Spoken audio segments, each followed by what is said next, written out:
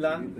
ತಾವುಗಳೆಲ್ಲ meet ಮಾಡೋದಕ್ಕೆ ಬರ್ತಾ ಇದ್ರಿ, ಆದ್ರೆ ಪರಿಸ್ಥಿತಿಗೋಸ್ಕರ ತಮ್ಮನ್ನೆಲ್ಲರನ್ನೂ ಭೇಟಿ ಆಗೋದಕ್ಕೆ ಆಗಿರ್ಲಿಲ್ಲ. ಅದರಿಂದ ಎಲ್ಲರಿಗೂ ಒಂದು ಕ್ಷಮೆ ಇರಲಿ. ಮುಂದಿನ ದಿನಗಳಲ್ಲಿ ನಿಮ್ಮೊಂದಿಗೆ ಯಾವತ್ತಿಗೂ ನಾನು ಇರ್ತೀನಿ.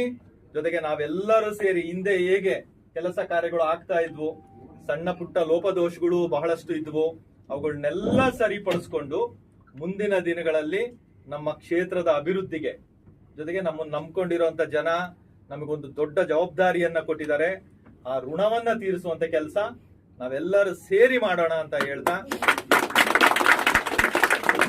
ನಿನ್ನೆಯಿಂದ ಬಹಳಷ್ಟು ಜನ ಕಾಯ್ತಾ ಇದ್ದೀರಾ. ಈಗ ಸಮಾಧಾನವಾಗಿ ಎಲ್ಲರೂ ಫಸ್ಟ್ ಊಟ ಮಾಡ್ಬಿಡೋಣ.